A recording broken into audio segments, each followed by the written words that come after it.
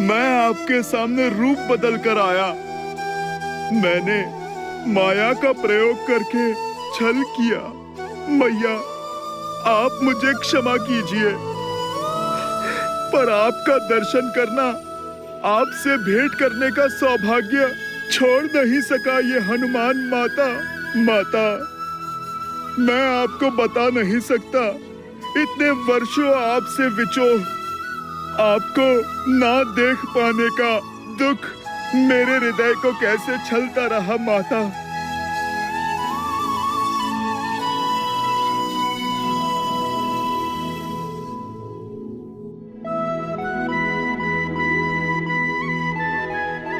बस पुत्र, संभालो स्वयं को।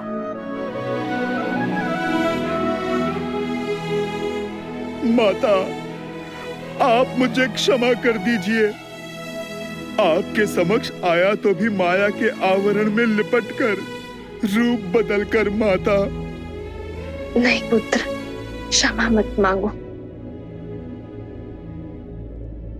बताओ, कैसे हो तुम? कैसी है मेरी अयोध्या, मेरे श्री राम? माता के बिना भला ये संतान कैसी होगी? महारानी के ममतामय आंचल के बिना प्रजा भला कैसी होगी? हृदय में बिरहा की पीड़ा लिए प्रभु श्री राम कैसे होगे मैया? महलों में जन्मी, महलों में ब्याही, महलों को छोड़कर इन वनों में रह रही मेरी मैया पहले मुझसे मेरी कुशल चीन पूछ रही है। इतनी ममता केवल आप में ही हो सकती है माता। क्षण क्षण प्रभु से विरहा का दुख झेल कर भी कभी किसी को आपने अपना सत्य पता नहीं लगने दिया माता। आप धन्य हैं माता, आप तो धन्य हैं। नहीं पुत्र, किस विरह और किस पीड़ा की बात कर रहे हो तुम? मेरे श्री राम तो सदा मेरे साथ ही है। आओ, तुम्हें भी उनके दर्शन करवाती हूँ।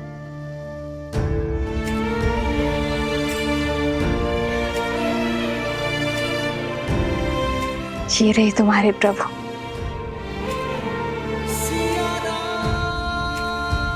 सदा मेरे साथ, मेरे पास संसार का कोई जन, कोई बल श्री राम को सीता से भिन्न नहीं कर सकता।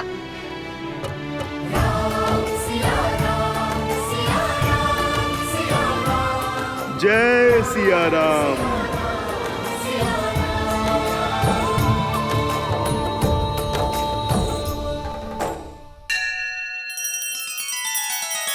श्री रामचंद्र कृपालु भज मन हरण भव भय दारुणम। नव कंज लोचन कंज मुख कर कंज पद कंजारुणम।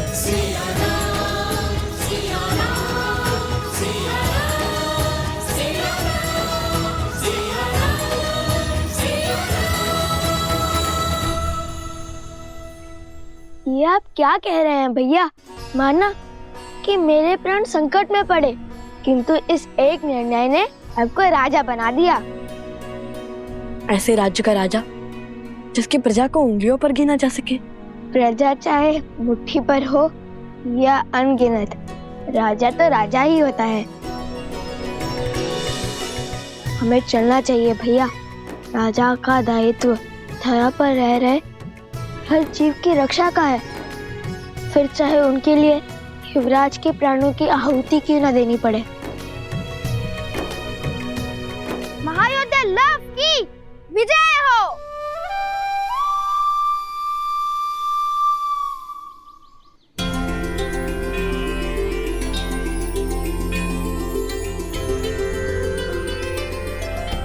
मैं वचन देता हूँ ऋषिवर, मेरे भ्राता लव उस धारा के हर अधर्मी का संहार करेंगे।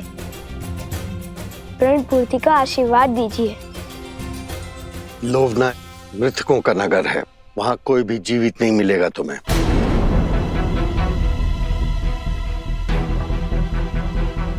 तुम्हें वहां मृत जीवों को जीवन दान देना होगा। मृतिका की नगरी अर्थात प्रेतात्माएं, इसलिए कहता हूँ बिना सोचे समझे प्रण लेने से प्राण भी जा सकते हैं। अब जाओ भूतों की नगरी।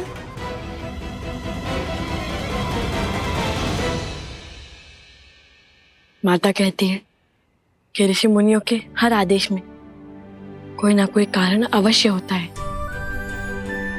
जो ना हम सोच सकते हैं और ना ही समझ सकते हैं। जैसे ऋषि विश्वामित्र श्री राम को लेकर गए थे ताड़का के वध के लिए, किंतु लौटे श्री राम और माता सीता को एक करके, वैसे ही यदि आपने हमारे लिए ये पद चुना है तो उसके पीछे अवश्य ही कोई उद्देश्य होगा। हमें सफलता का आशीर्वाद दीजिए ऋषिवर। विजयी भव।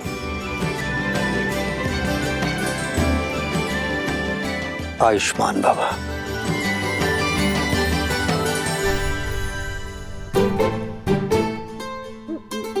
अरे सोमकन, बैठ क्यों गए? मैं यही रहकर ऋषिवर की सेवा करूंगा भ्राता लव। नहीं, मैं नहीं आऊंगा। मैं ऋषिवर की सेवा करूंगा। नहीं जाना मुझे। नहीं नहीं नहीं नहीं नहीं, मुझे यहाँ रहकर संतों की सेवा करनी है। ये घटना ने कैसा मोड़ ले लिया जब लवकुश लक्ष्मण जी और उनकी सेना के समक्ष आने वाले थे, तब ऋषि अगस्त्य ने भेज क्यों दिया? क्योंकि नियति हमारी इच्छा से नहीं, अपने नियत समय से चलती है प्रिय गणेश। युग चाहे जो भी हो, महर्षियों और मुनियों ने नियति के निर्णय को गति देने का कार्य सदैव किया है। जैसे वर्षों पूर्व ऋषि अगस्त्य ने श्री राम और लक्ष्मण की जीवन यात्रा को आकार देने का कार्य किया था। किंतु लवकुश के इस उद्देश्य में इस अवरोध का क्या कारण है महादेव? क्या उन्हें और सज्ज होने की आवश्यकता है? रघुवंश का भविष्य बनने के लिए, अयोध्या का कल बनने के लिए, श्री राम के पुत्र लव और कुश बनने के लिए अभी इन दोनों को जीवन के और कई युद्ध लड़ना शेष है। और लक्ष्मण का क्या? वो तो प्रसेनी गांव पहुंचने वाले हैं। क्या वो शत्रुघ्न को खोज पाएंगे?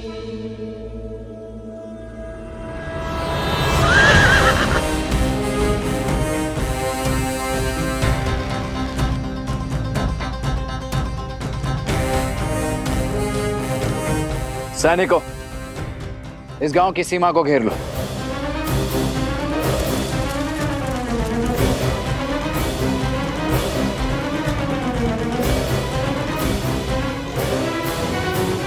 कौशल की भूमि पर अयोध्या के ध्वज के स्थान पर यह चिन्ह लगाने का दुस्साहस किसने किया है?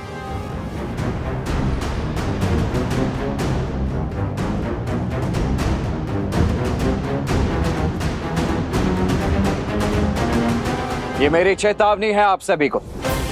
उन दोनों ऋषि कुमारों और उनके साथ आए अश्व को हमें अर्थात राजा राम के प्रतिनिधि लक्ष्मण को सौंप दीजिए।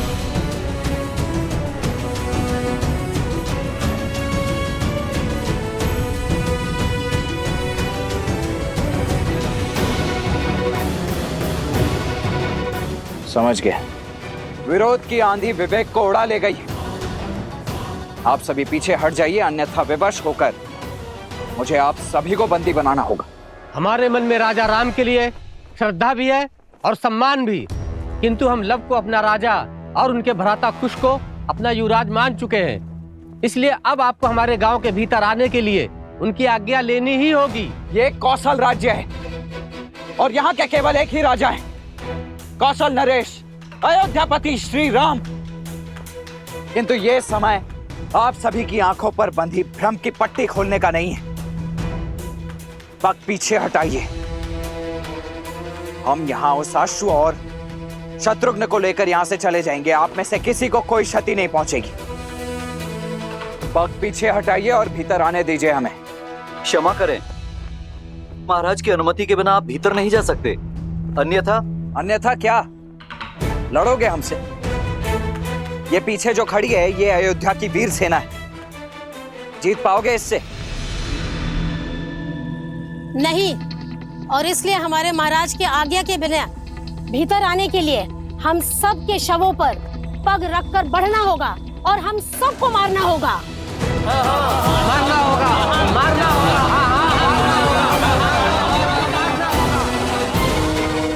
आइए, रंगिए अपनी तलवार को हम निर्दोषों के रक्त से।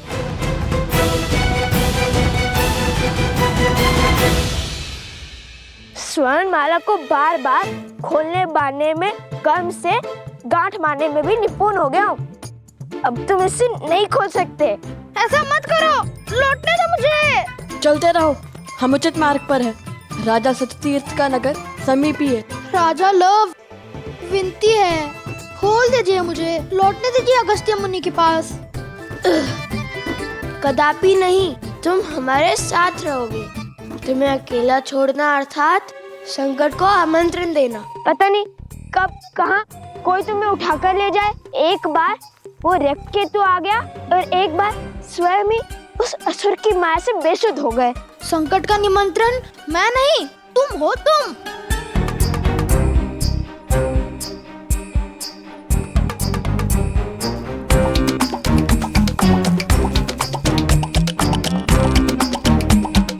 रुक जाता तो अगस्त्य ऋषि से तनिक ज्ञान ही ले लेता।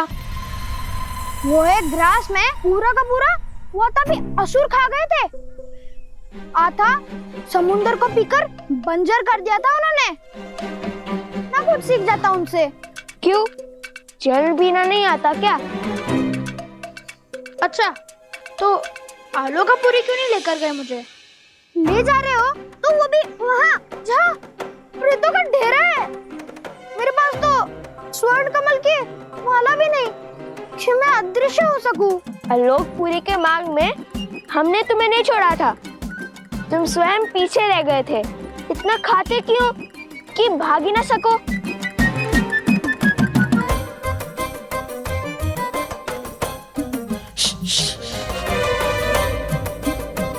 शांत रहो, वो देखो।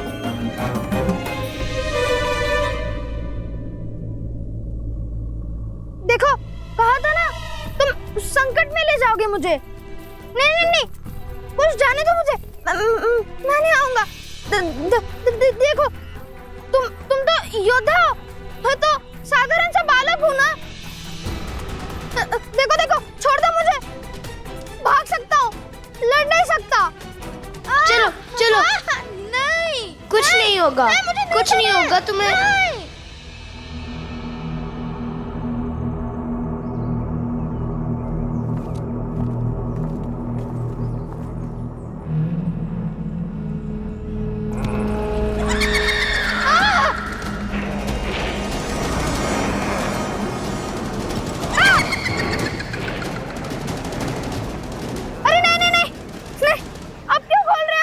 अरे बांधे बांधे धनुष कैसे चलाऊंगा?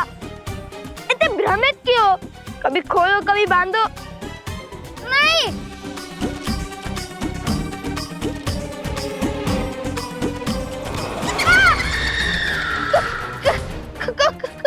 जो भयभीत होते हैं उन्हें प्रेत सबसे पहले प्रहार करते हैं।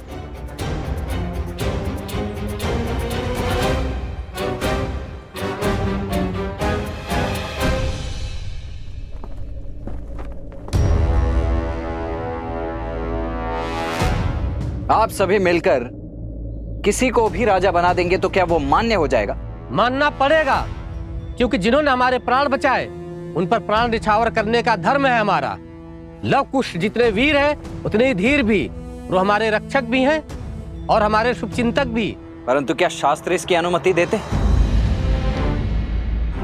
शास्त्र अनुसार संपूर्ण कौशल राज के केवल एक ही राजा हो सकते हैं और वो राजा हैं श्री राम। शास्त्रों की अनुमति से ही ये निर्णय लिया है हमने। परिस्थिति के अनुसार विशेष पूजा करके कुछ समय के लिए अपना राजा बदल सकते हैं और इनका राज्याभिषेक तो स्वयं ऋषिवर हरित ने किया है। इसलिए आने वाली पूर्णिमा तक लव ही हमारे महाराज रहेंगे। हाँ हाँ, लव और कुश ने असुरों को मारकर हम सबको घोर विपदा से बचाया है। रघुकुल ने रक्त बहाया है इस धरा के लिए, और आज इसी धरा की प्रजा अपने ही राजा के आदेश की अवहेलना कर रही।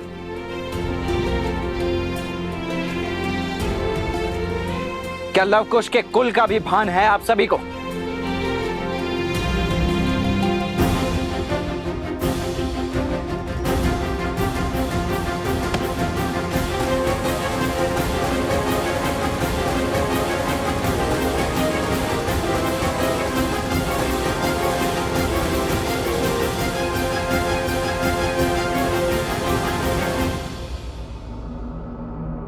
भूत प्रेतों की नगरी, यही स्थान मिला था ऋषि अगस्त्य को।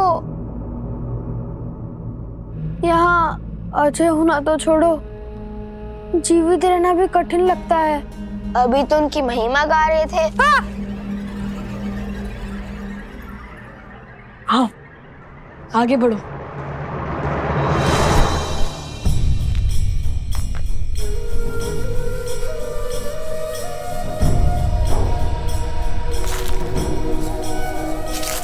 भैया सावधान।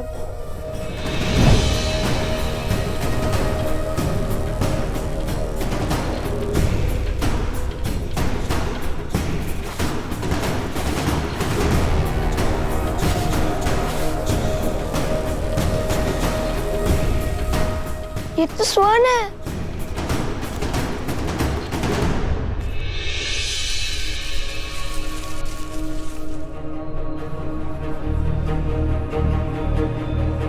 और ये भी। भैया, ये स्थान स्वर्ण से बना है। कहीं हम लंका तो नहीं पहुंच गए? अच्छा, तो अभी तक कितने सागर पार किए हैं तुमने? पहले इस जाल से अपनी धोती को तो संभालो, फिर हंसना। समझ गया ये लंका नहीं है। अब चले आगे।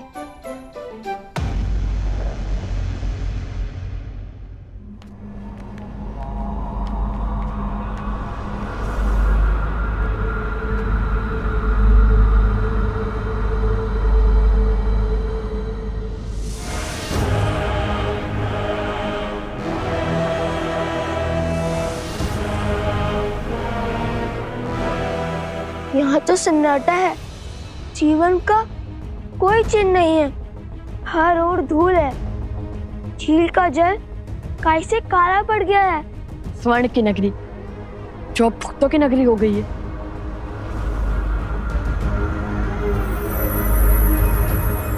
यह अवश्य ही सतीर्थ का महल होगा।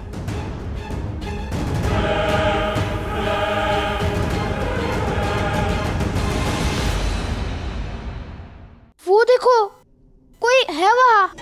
भेष से तो ब्राह्मण देव लगते हैं। हाँ, कदाचित मार्ग भटक गए होंगे। सोम, तुम जाकर उनसे पूछो। हम महल की ओर जाते हैं। अति उत्तम। अब दोनों जाइए महल। उन भूतों के राजा और सैनिकों के पास मैं इन भद्रा पुरुषों की रक्षा करता हूँ।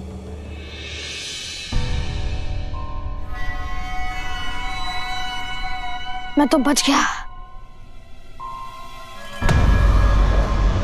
सुनिए ब्रह्मदेव। प्रेत!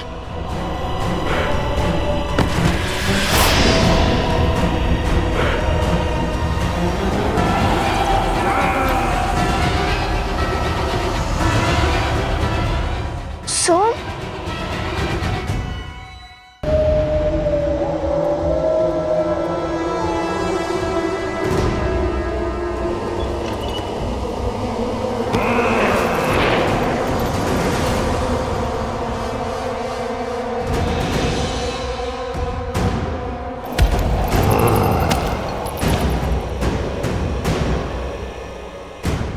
प्रेतात्माएं जिनका श्राद्ध पूर्ण नहीं हुआ।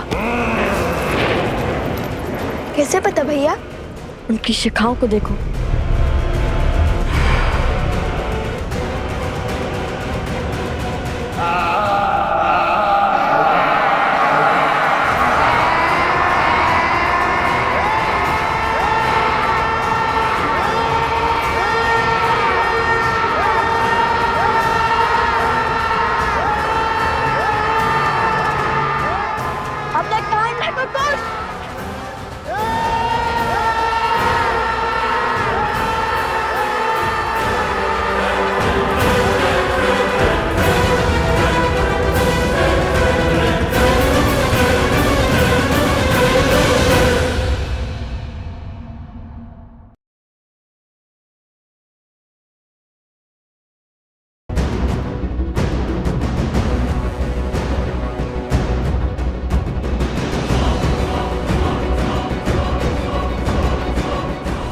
सूर्यदेव सर पर खड़े हैं और हनुमान का कोई संकेत नहीं। अब न कोई आस बची है, न हनुमान के लौटने का विश्वास। ये कार्य था ही असंभव। जय श्री राम।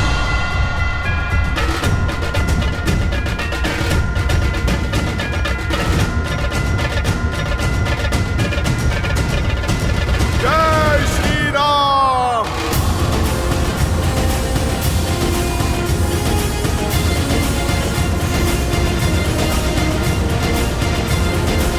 हनुमान,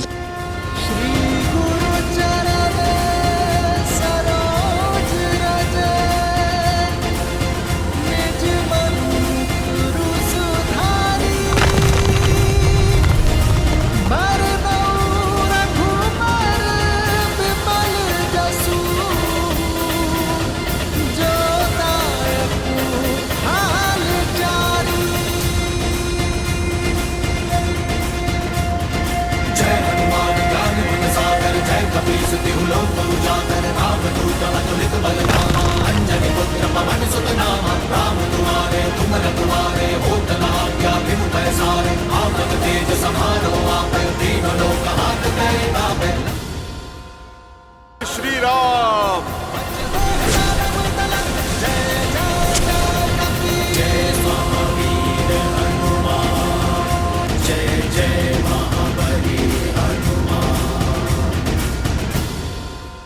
वैदराज, आप क्षमा करें, सारी बूटियां चमक रही थी। मैं संजीवनी को पहचान ही नहीं पाया, इसीलिए पूरा पर्वत उठा लाया। वैदराज जी, बस अब आप कुछ भी करके लक्ष्मण भैया को बचा लीजिए।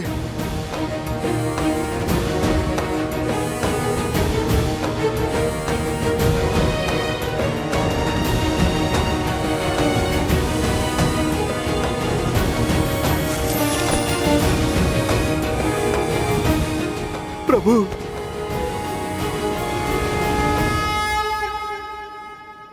भाई का स्थान चरणों में नहीं, हृदय में होता है। हनुमान, लाए सजीवन लखन जियाए, श्री रघुबीर हर्षि उर लाए।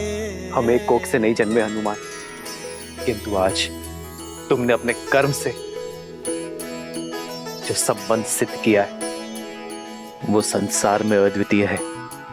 तुम हनुमान नहीं, राम की आस हो।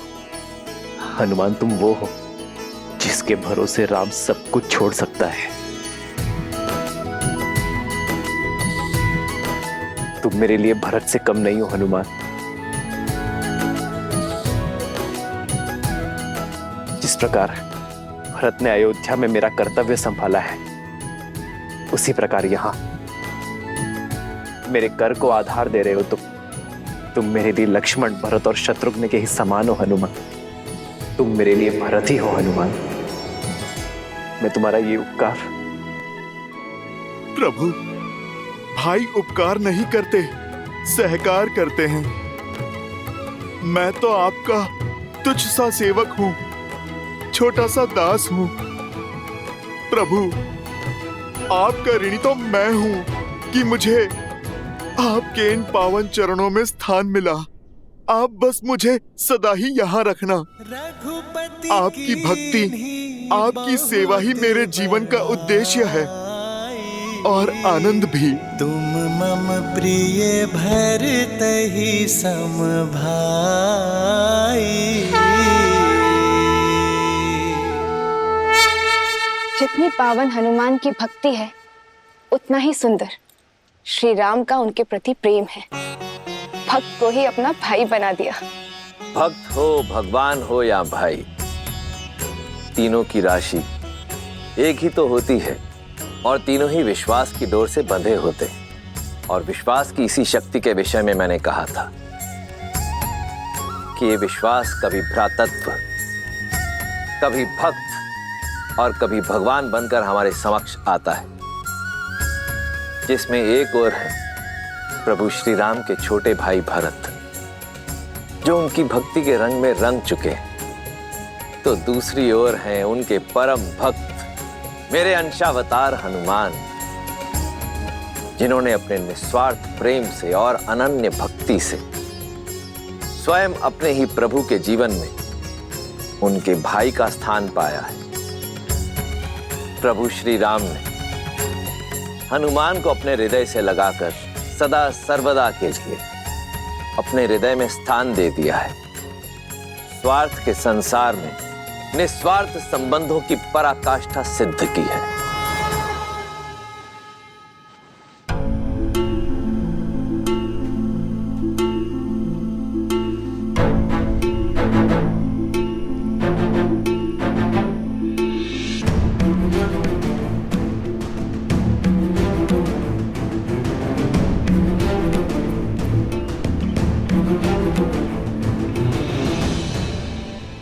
मैंने तो अपना कर्म कर दिया, अब बारी संजीवनी की है। आपका कार्य अभी तक पूर्ण नहीं हुआ है वैद्यराज। जो लक्ष्मण ने मेरे लिए किया है वही सब इन वानर वीरों ने भी किया है। जो मूर्छित पड़े हैं उन्हें भी संजीवनी का उपहार दे दीजिए।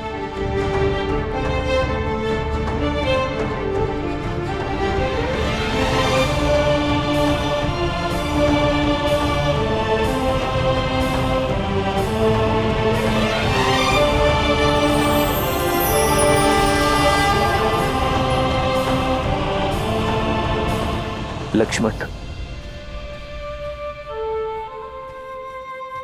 मित्र, आपकी कृपा से सारे वानर वीरों को जीवन प्राप्त हुआ, परंतु लक्ष्मण भैया का घाव तो ठीक हो गया है, लेकिन होश नहीं आ रहा है। सबकी सुध देख मेरी खोई सुध भी लौट आई है मित्र। मेरी वानर सेना के बिना इस राम के तन में श्वास तो थी, तो मन में आस नहीं थी। अब मेरे प्राण अटके हैं तो केवल मेरे लक्ष्मण में। जहां भगवान के प्राण अटके हैं वहीं इस भक्त का निवारण अटका है। जब तक लक्ष्मण भैया उठ के खड़े नहीं हो जाते तब तक ना तो मेरा कर्तव्य पूरा होगा, ना राम काज का दायित्व। जिस औषधि ने सबकी मूर्छा तोड़ दी, उसका प्रभाव लक्ष्मण भैया पे क्यों नहीं पड़ रहा? अंगद, प्रभाव होगा। लक्ष्मण भैया अवश्य स्वस्थ होंगे, अवश्य होंगे। जीवन भर छाया की भांति प्रभु श्री राम के साथ रहने वाले यूं बीच युद्ध में साथ थोड़ी ना छोड़ देंगे।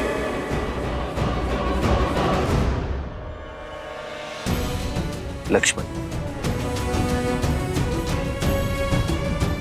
यदि तुम्हारे प्राण नहीं बचे तो राम के भी प्राण नहीं बचेंगे। उठो मेरे लक्ष्मण, उठो। अपने नेत्र खोलो लक्ष्मण।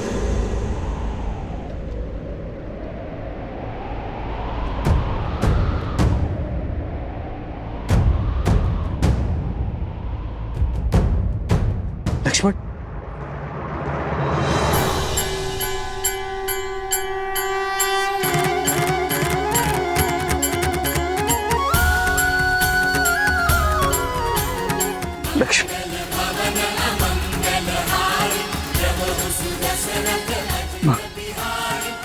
भैया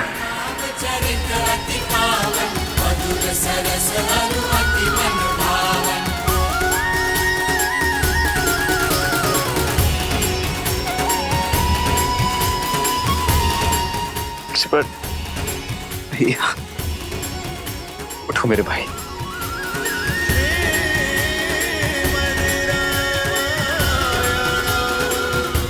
लक्ष्मण,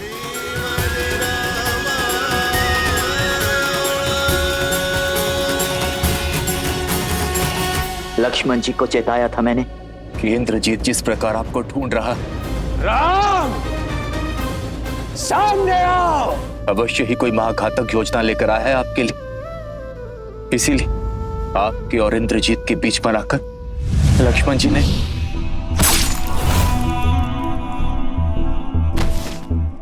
क्रोधित हूं मैं, बहुत क्रोधित हूं। बस यूं समझो कि किसी प्रकार रोका है अपने आप को। क्यों लक्ष्मण, क्यों मुझ पर आया घात? तुमने अपनी छाती पर ले लिया। अरे होने देते मुझ पर प्रहार, तब चोट केवल मेरे तन पर लगती, किंतु तुम्हें मूर्छित देख मेरा मन घायल हो गया था लक्ष्मण। मेरी आत्मा टूट गई थी। भूल गए लक्ष्मण, यदि राम शरीर है तो लक्ष्मण उस शरीर में बसी आत्मा।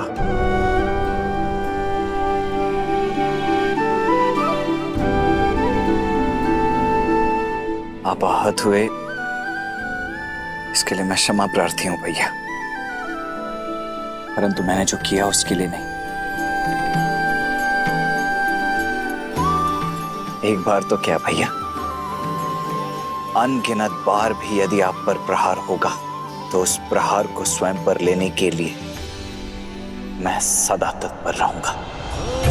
रघुकुल रीत सदा चली आई, प्राण जाए पर वचन न जाए। राम सिया राम जय जय राम, राम सिया राम जय जय राम, राम सिया राम जय जय राम, राम सिया राम जय जय राम। ये मेरी इच्छा है लक्ष्मण कि अगले जन्म में तुम मेरे बड़े भाई बनकर जन्म लो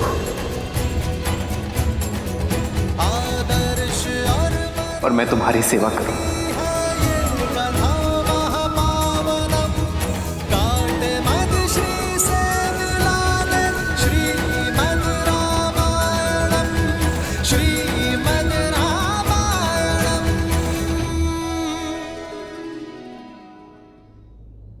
आज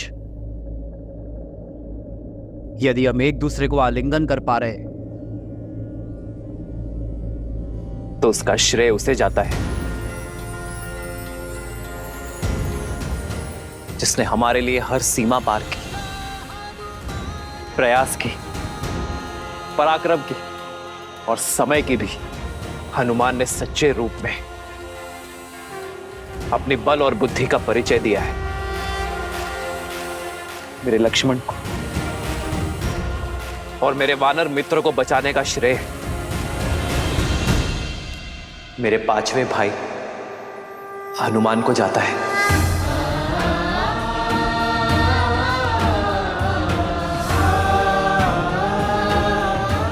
और इस बार भी मेरी आनंद और प्रसन्नता का कारण हनुमान है।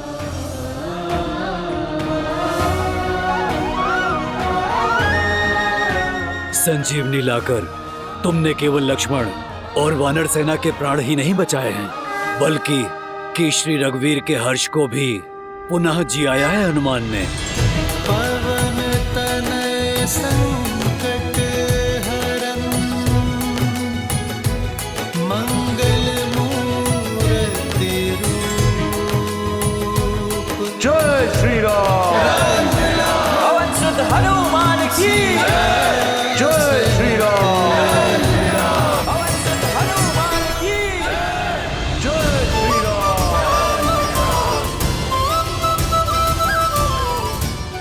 महादेव, सुन रही हो त्रिजटा मेरे श्री राम और हनुमान के जय जयकार की गूंज, उनके हर्ष की ध्वनि, वानर सेना के कुशलशील की हुंकार। सूर्य देव ने मेरे विश्वास का मान रखा, मेरी आशा को अस्त नहीं होने दी। ये प्रमाण है, श्री राम और हनुमान के प्रताप का प्रमाण, लक्ष्मण भैया की सुरक्षा का प्रमाण। इस गूंज को सुनकर मेघनाथ और रावण भी समझ जाएं कि श्री राम और हनुमान के होते हुए लक्ष्मण भैया पर कभी कोई आंच नहीं आ सकती। त्रिजटा, अब मेरे मन में ये जानने की उत्सुकता हो रही है कि इस पराजय के बाद राक्षस राज क्या करता है।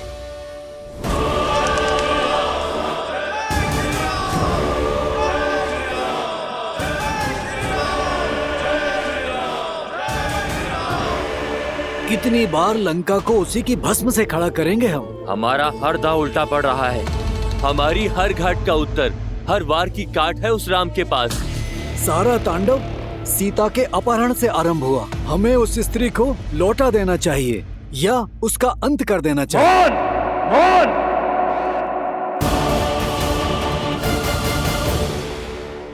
अपने मुख से पुनः सीता का नाम मत लेना। आश्चर्य होता है मुझे तुम्हारी मूर्खता पर। यदि तुम ये सोचते हो कि यह युद्ध मेरे सीता को अपहरण करने से हुआ है, यह युद्ध नर और राक्षसों के बीच है, मान और अभिमान के बीच है। वो नर स्वयं को श्रेष्ठित करना चाहता है और इसके लिए उसे देवताओं का संरक्षण भी है और सहायता भी। वो पुनः हमें उसी नर्क में ढकेलना चाहते हैं जहां से मैंने लंका को, तुम सबको, संपूर्ण राक्षस कुल को निकाला है। आज प्रश्न लंका की संपत्ति, हमारे घरों, हमारे प्राणों का नहीं, प्रश्न है हमारे अस्तित्व का। मैं लंकेश दशानन रावण हमारी मर्यादा को क्षीण नहीं होने दूंगा। उस नर को जीतने नहीं दूंगा। राक्षस हैं हम, हमें हाथ बढ़ाकर मांगना नहीं आता, हाथ उठाकर छीनना आता है। क्या चाहते हो तुम? सीता को लौटाकर उस वनवासी की आन को बढ़ाना चाहते हो? रावण ने यदि कुछ सीखा है तो केवल जीतना, फिर चाहे वो बल से हो या छल से। इस संसार पर राज करना मेरा भाग्य है और अपने भाग्य के आड़े मैं किसी को आने नहीं दूंगा, फिर चाहे वो नर हो, वानर हो या कोई भी देव। ना ही वो नर जो स्वयं को नारायण कहता है। यदि वो मेरे मार्ग का कांटा बना तो उसे दंड के लिए सज्ज रहना पड़ेगा। जिस राम की जय घोष ने तुम्हारे आत्मविश्वास को नष्ट कर तुम्हें भयभीत कर दिया है, देखना, देखना कैसे धीरे धीरे मैं उसका आत्मविश्वास तार तार करता हूं। मेरा वार उस पर नहीं, परंतु उस मरकटों की सेना के अंधविश्वास पर होगा। आज जो उसकी जय हो का नारा लगा रहे हैं, कल वही लोग उस पर थू थू करेंगे।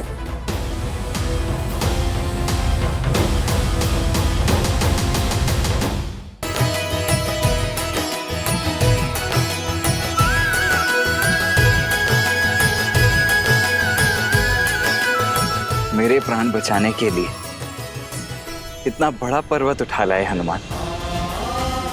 अद्भुत हैं आप और आपकी भक्ति। भैया, ये राम काज था। यदि आवश्यकता पड़ती तो मैं देवलोक को इस धरती पर स्थापित कर देता। अब तुम्हारा राम काज संपूर्ण हुआ हनुमान। अब समय आ गया है इस पर्वत को उसके निर्धारित स्थान पर छोड़ देने का।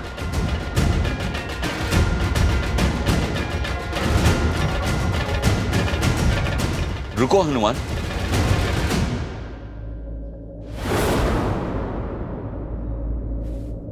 हनुमान तो आपकी भक्ति के कारण बिना कोई प्रश्न किए हमेशा रामकाज में आतुर रहता है। किंतु क्षमा करे मित्र, मेरा वानर मन इस काज का महत्व नहीं समझ पा रहा है।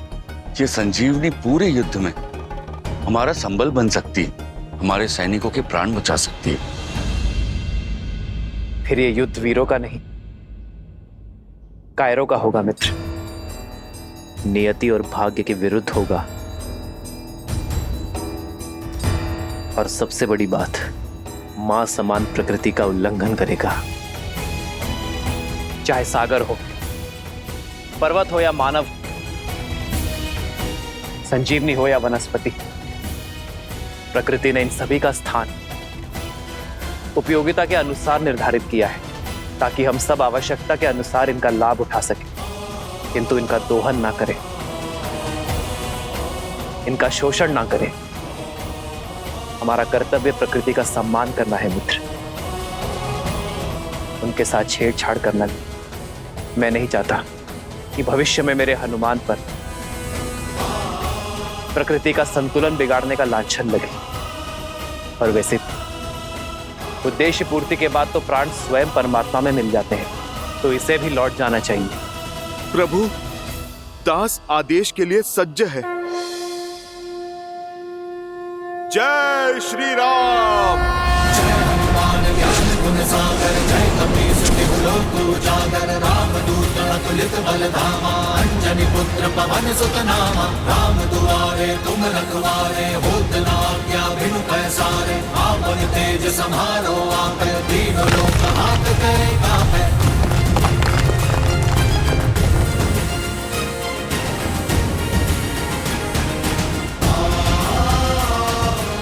जय श्री राम।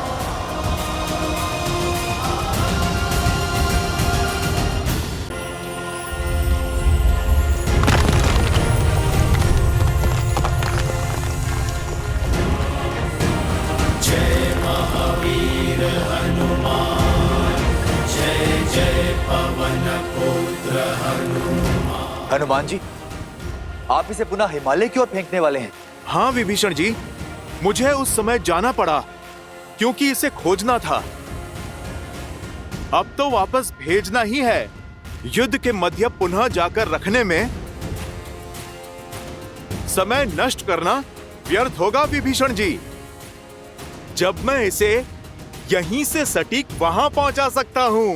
पर हनुमान, यदि कोई दुर्घटना हुई, यदि पर्वत का भाग इधर उधर गिर गया तो इसमें भी कोई रामकाज ही होगा, है ना प्रभु? ये बूटी सुदूर हिमालय में मिलती है, दुर्लभ ही नहीं, ये आलभ भी। यदि भविष्य में किसी को भी इसकी आवश्यकता पड़ेगी तो हर कोई इसे प्राप्त नहीं कर पाएगा, क्योंकि हर किसी के पास मेरा हनुमान नहीं होगा। यदि इसके कुछ खंड मार्ग में गिरे भी तो भी ये जन साधारण के लिए हितकारी ही होंगे, क्योंकि दक्षिण से उत्तर तक हर कोई इस बूटी का लाभ उठा पाएगा। जय श्री राम। जय हनुमान ज्ञान गुण सागर, जय कपीस तिहु लोक उजागर, रामदूत अतुलित बल धामा, अंजनी पुत्र पवन सुत नामा, राम दुआरे आज्ञा बिनु पैसारे, आपन तेज समारो आपे, तीनों लोक हाथ करे कापे।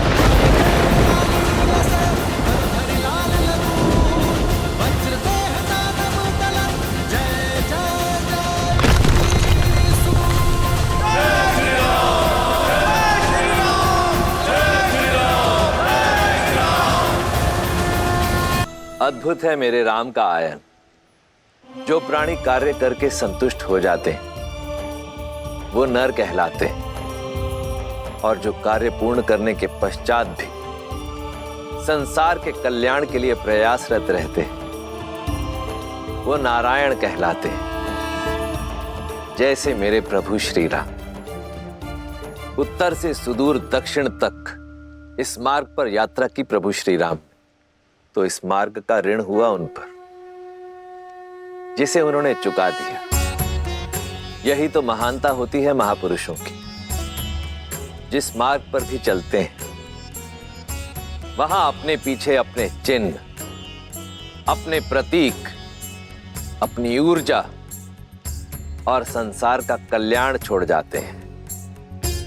आने वाले काल में साधारण मनुष्य हनुमान की भांति संजीवनी को तो नहीं खोज पाएगा, परंतु इन पर्वतों की छोटी छोटी चोटियों में छिपी औषधियों का लाभ अवश्य उठा पाएगा। ये औषधियां, ये पर्वत बढ़ते बढ़ते आयुर्वेद और सिद्ध चिकित्सा का ही अंग नहीं बनेंगे, अभी तो अध्यात्म का केंद्र भी बनेंगे। नर को नारायण से मिलने का मार्ग बताएंगे। बताइए, इससे बड़ा भला कोई कल्याण हो सकता है?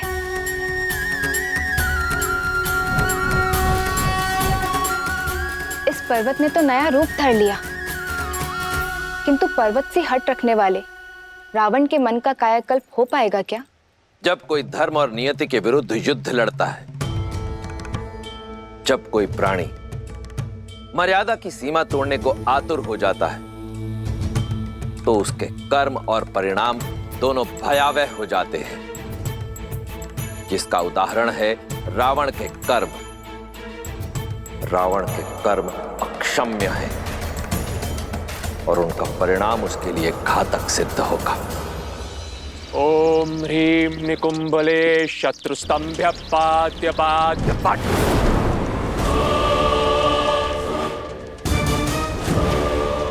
ओम ह्रीं निकुंभले शत्रुस्तंभ्य पाद्य पाद्य पट।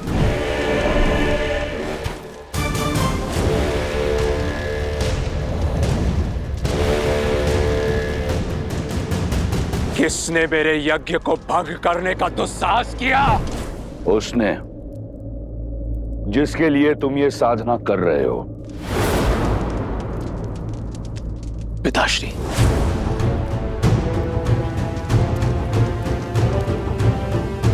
आप यहां सब कुशल तो है ना?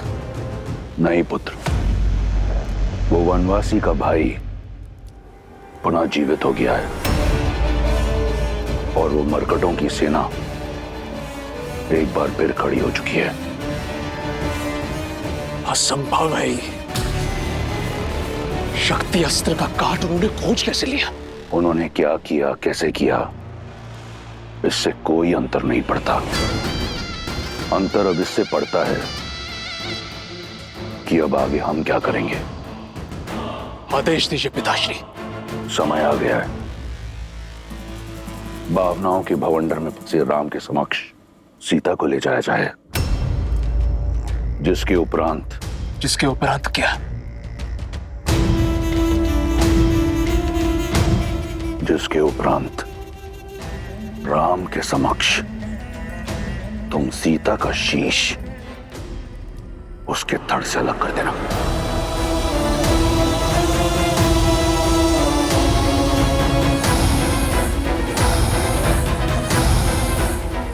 पिताश्री। हाँ पुत्र, अब सीता की मृत्यु उस विश्वास, उस उद्देश्य का अंत करेगी जिसे लेकर राम आगे बढ़ रहा है।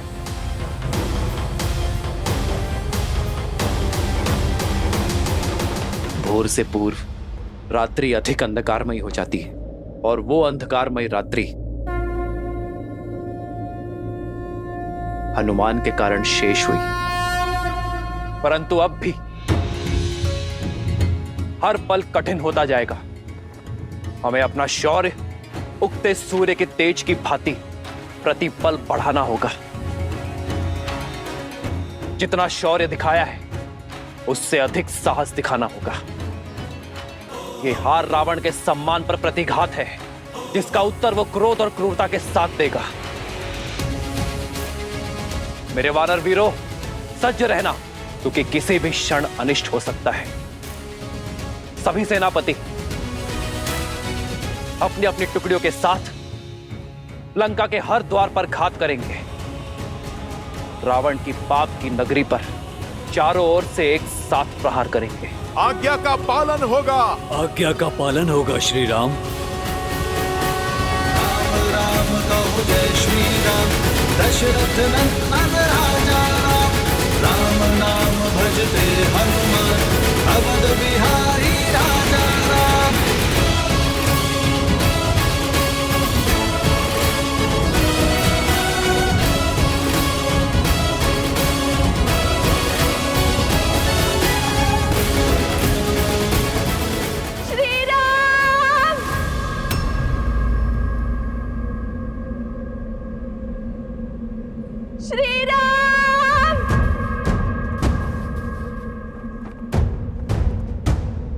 भैया ये तो भाभी माँ का स्वर है। हाँ।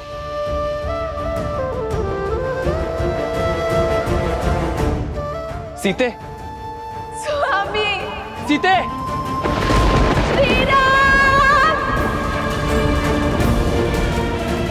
श्री राम।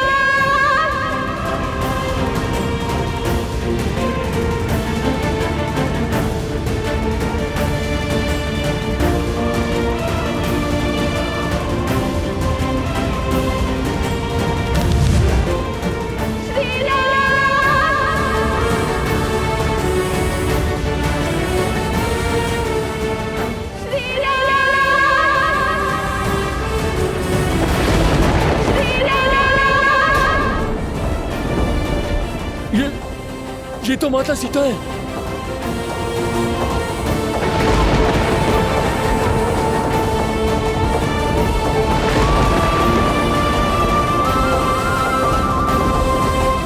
माता, स्वामी,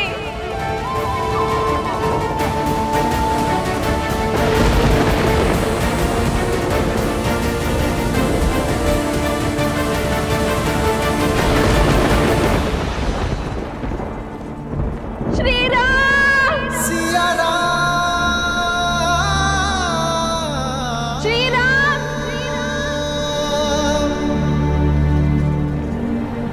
स्वामी, सीते,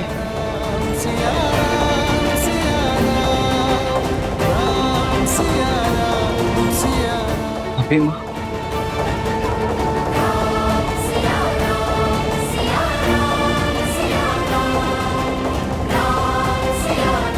लगता है रावण माता सीता को लौटाने का संकल्प कर चुका है। सीते,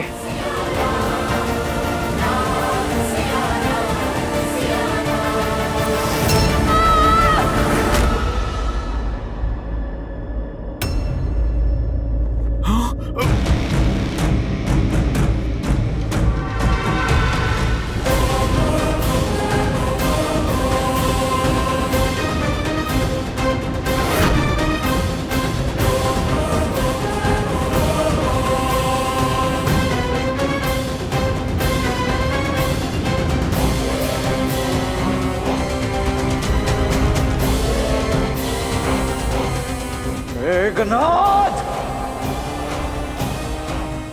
इस समय तुम्हें उत्तर देने का नहीं है, तुम्हारे भ्राता श्री को संदेश देने का है। राम, देखो, अपने पिताश्री की ओर से मैं तुम्हारे लिए उपहार लेकर आया हूं। इसी की आस थी ना तुम्हें, इसी के लिए वानरों को इकट्ठा किया, इसी के लिए सागर पार किया, इसी के लिए लंका को जलाया और इसी के लिए मेरे अनुजों और काकाश्री की हत्या की तुमने। किंतु मेरे पिताश्री का हृदय बहुत उदार है, उन्हें लगा कि अब तक बहुत मूल्य चुका दिया तुमने, इसलिए इसे तुम्हें लौटा देना चाहिए। तो कहो राम, क्या तुम सज्ज हो अपनी सीता को स्वीकारने के लिए?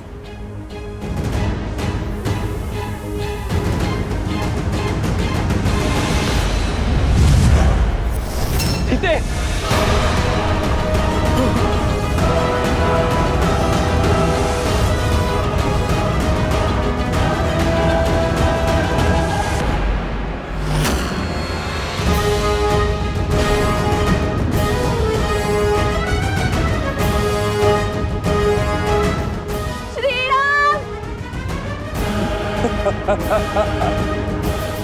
इतने से भयभीत हो गए तो फिर सीता के संहार का दंश कैसे सहोगे राम?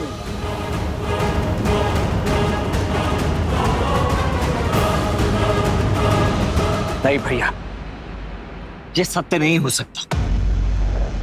ये दुष्ट अवश्य हमें माया से छलने का प्रयास कर रहा है। हाँ लक्ष्मण, इसका रूप अवश्य सीता सा है, किंतु भाव और स्वरूप नहीं। अच्छा, विश्वास नहीं हो रहा तो ठीक है, अब विध्वंस देखो।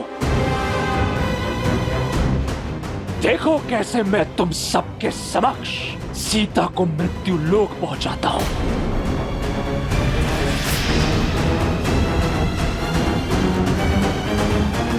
मैं आप ही की सीता हूँ श्री राम।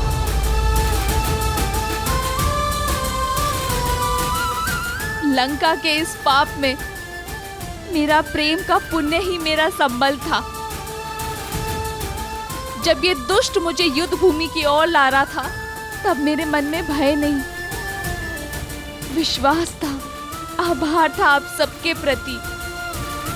युद्ध भूमि में असुरों का संहार करने वाली वानर सेना, धन्यवाद। मेरे श्री राम का संकेत मुझ तक पहुंचाने वाला हनुमान, मेरी बुझी हुई आस का दीपक प्रज्वलित करने वाला हनुमान, धन्यवाद।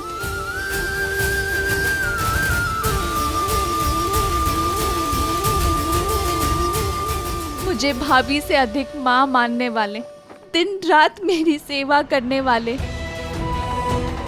मेरी रक्षा के लिए लक्ष्मण रेखा खींचने वाले, मेरे लक्ष्मण भैया, मेरी गरिमा पर हुए आक्रमण का उत्तर देने के लिए धन्यवाद। हबीबा, विश्वास की हर डोर टूट सकती है, किंतु मेरे श्री राम से आस की डोर कभी नहीं। वनवास में पग पग पर मेरा ध्यान देने वाले, मेरी इच्छा पूर्ति के लिए स्वर्ण मृग का आखेट करने वाले, मेरे साथ के लिए सागर पर सेतु बनाकर यहाँ आने वाले, मेरा मन, मेरा तन, मेरे प्राण, मेरे श्री राम, धन्यवाद। सीते,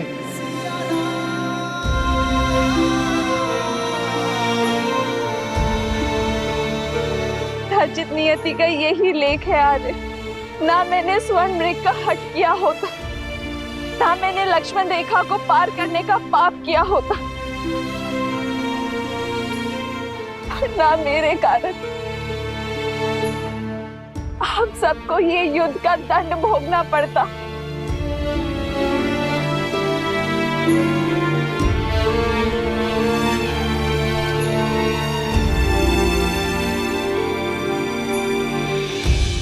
मुझे वन में भी महलों का सुख देने के लिए धन्यवाद श्री राम। वनवास को भी वैकुंठ वास बनाने के लिए धन्यवाद श्री राम। हर बाधा से लड़ यहाँ तक आने के लिए धन्यवाद श्री राम। अपने अंतिम दर्शन का लाभ देने के लिए धन्यवाद श्री राम।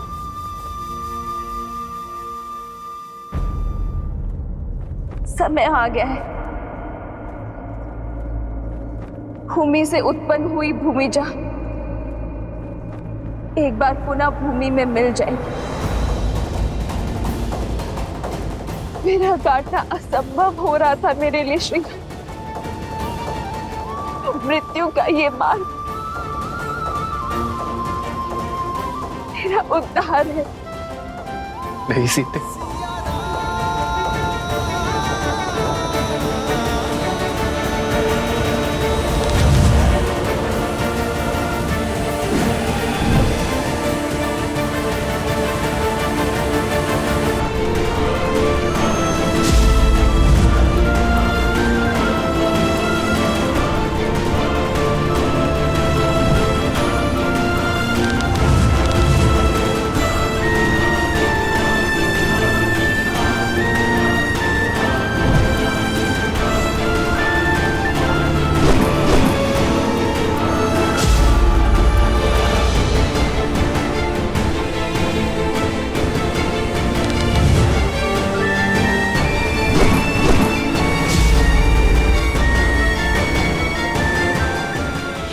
मैं इस दिव्य रथ पे हूं, ना तो तुम्हारे वार मेरे रथ को भेद सकते हैं और ना ही इस रथ पर सवार पराक्रमी इंद्रजीत को।